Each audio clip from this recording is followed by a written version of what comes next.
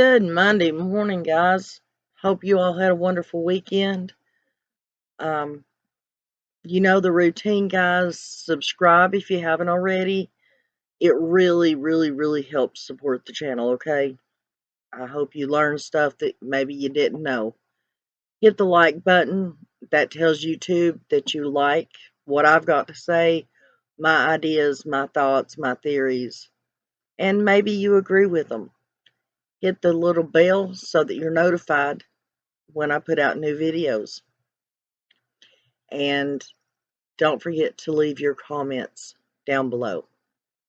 Also, if you like what this channel is about, what we try to do, what communication we try to get through to everyone, the best way to support the channel, of course, like everybody else says, is to watch the videos all the way through. You can also go back and watch some of the older ones.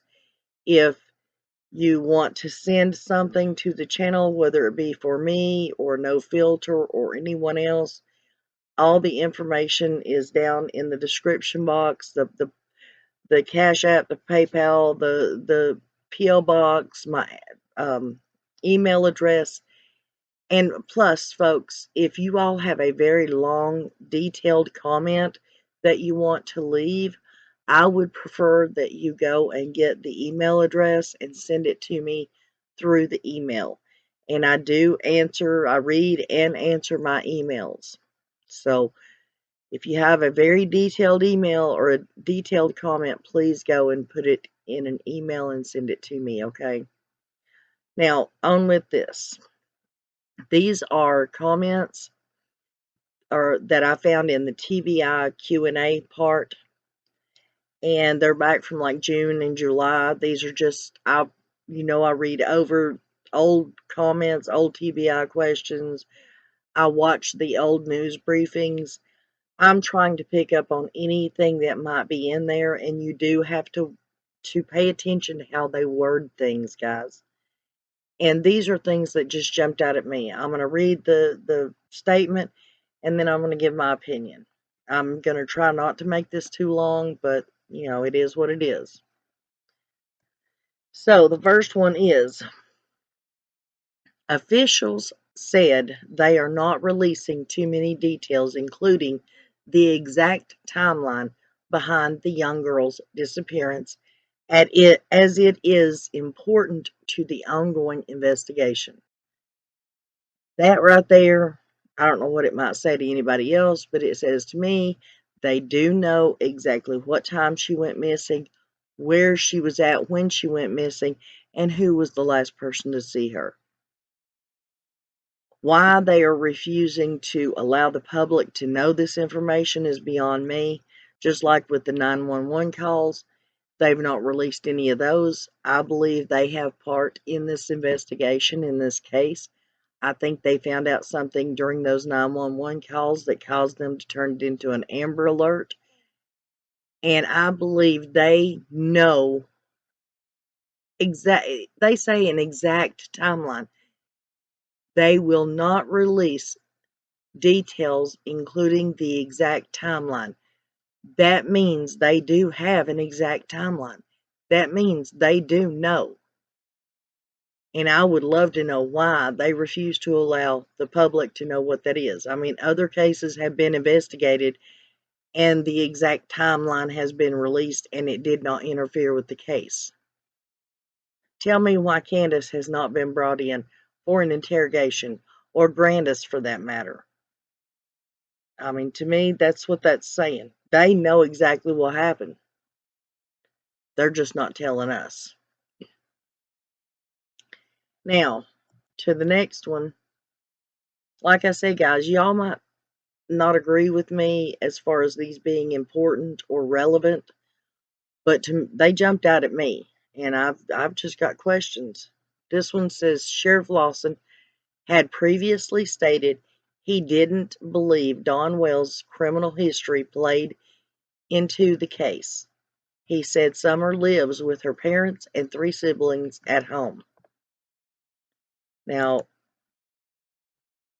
the first thing, as law enforcement, if I was law enforcement, the first thing I would do is check the parents' criminal history and if there was any past history as far as child abuse or anything close to that. So, evidently, in the beginning, he said he didn't believe that Dawn's past criminal history had anything to do with it.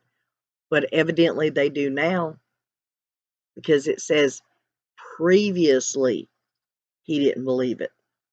So evidently now he does.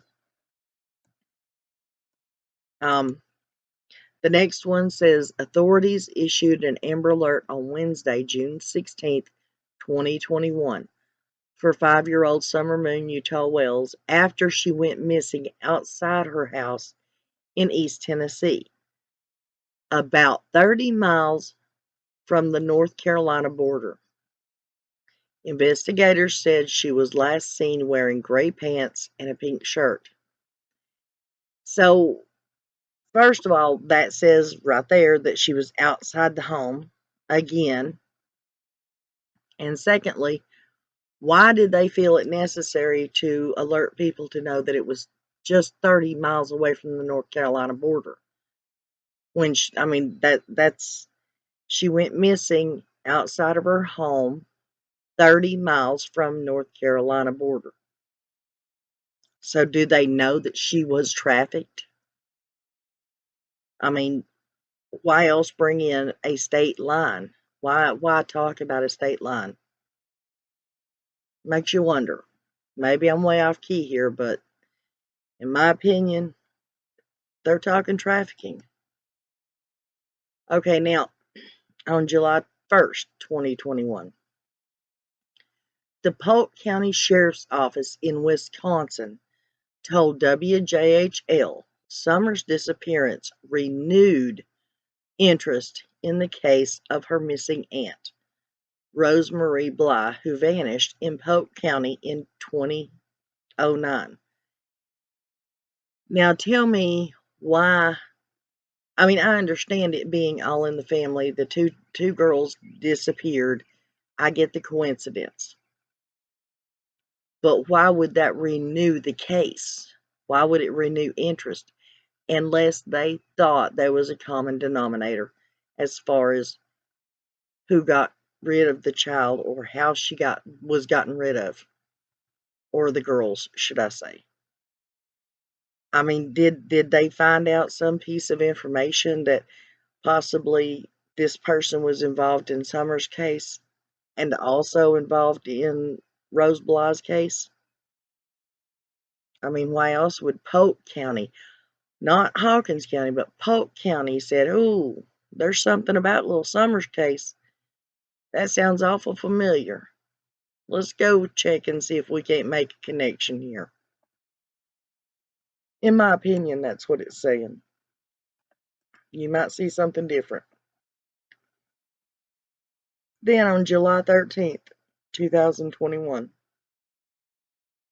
Shelley Smitherman, Assistant Special Agent in charge with TBI, said investigators typically have a credible tip or lead to go off of within a couple of days of a child disappearing. That is the frustrating part for law enforcement in this case and for the public, she said. We will continue to investigate and to search for Summer. In the public's eye, there may not be as much media attention given to this case, but that does not mean that we stop what we're doing. Now, just one question, guys, just one, and you tell me the answer. Why, way back on July the 13th, did they already know that mainstream media, 2 months, 3 months, 6 months, a year down the road, there was not going to be that much mainstream media covering this case? Or was it just they were hoping they weren't? They did not take into consideration. They did not take into consideration YouTube and how big this case was going to grow on YouTube. and how determined the creators, the subs, the viewers were going. They didn't realize how this child was going to touch our hearts, our lives, and how, like with a dog and a bone, we were going to get a hold of it, and we're not going to turn it loose. We're not going to stop covering the summerwells case until she's brought home, until we find justice for her. So how back on July 13th they thought that wasn't going to be a big thing as far as news media? Well, maybe not mainstream, but YouTube has got this case, and we're not letting it go. So you tell me what you think, guys. Don't forget to pray for Summer. Pray for her brothers, the Mulaney kids. Call your kids up. Go find your kids. Give them a hug. Tell them you love them. Call your parents, your grandparents, whoever raised you. Tell them thank you. Tell them you love them. And just do it. Just because. Just because. Until next time, guys, I hope you have a great day.